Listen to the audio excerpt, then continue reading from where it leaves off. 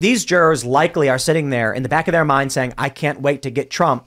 And they're purposefully saying what they think they need to say to get on that jury, as evidenced by a guy who did not disclose he was arrested for anti-conservative vandalism.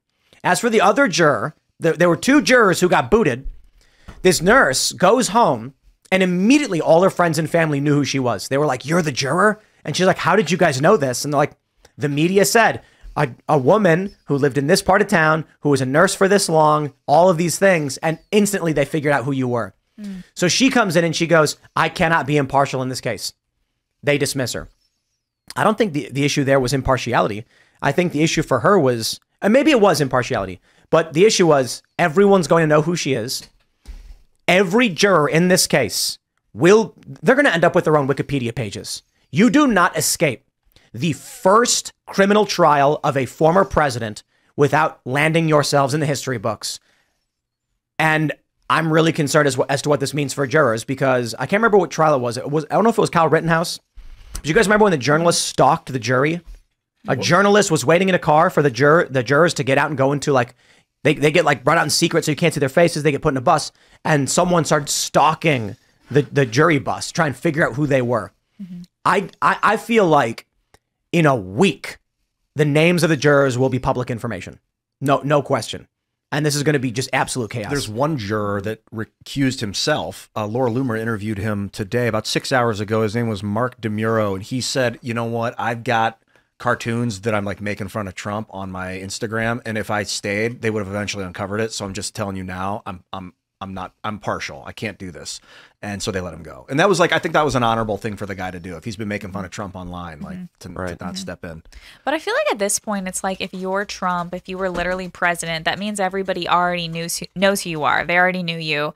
So there's no real way to actually have an impartial jury, even if you weren't posting cartoons online and you weren't like a professional pundit or artist. It's like you still probably have a bias about Trump because you think about him outside of the context of the actual trial. Because the goal of the jurors to be unbiased is I'm just going to go off of what I hear in the courtroom only. Like, I'm not going to have other thoughts on this person. It's like you can't really do that if you're an American who's been voting or is even remotely plugged into anything going on. It's like you can't be unbiased, which is why I think this is just going to be a total persecution of Trump taking place in New York. But even if it wasn't in New York, it's like even at that point, everybody's going to have a view of Trump.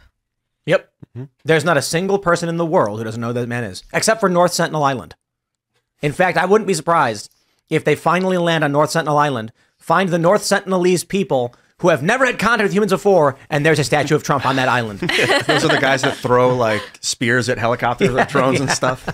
Yeah. I suppose there are other uncontacted tribes in like the Amazon or something. It's a fascinating point. How do you have an impartial jury when the president of the United States is on trial? Like everybody. It's like, for example, if you had a murder trial, ex-president, and the guy who's on trial for murder, you tell them like, oh, he had an affair. It's like you can't do that because then people are all of a sudden like their view of him is colored, and they might be like, you know what, you're guilty because I don't like you because you had an affair.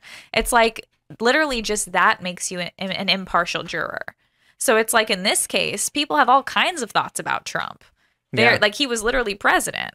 So everybody knows who he is. He's part of history. And I think the fact, like you were saying about the jurors, they may be followed. I mean, the left is willing to go after our Supreme Court. They're literally going to go out. They're going after justices.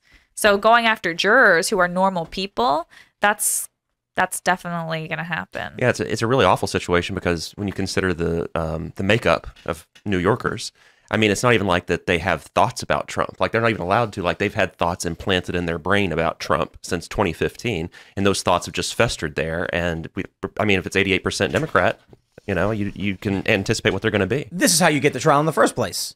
I don't understand how you bring a trial against someone with no crime.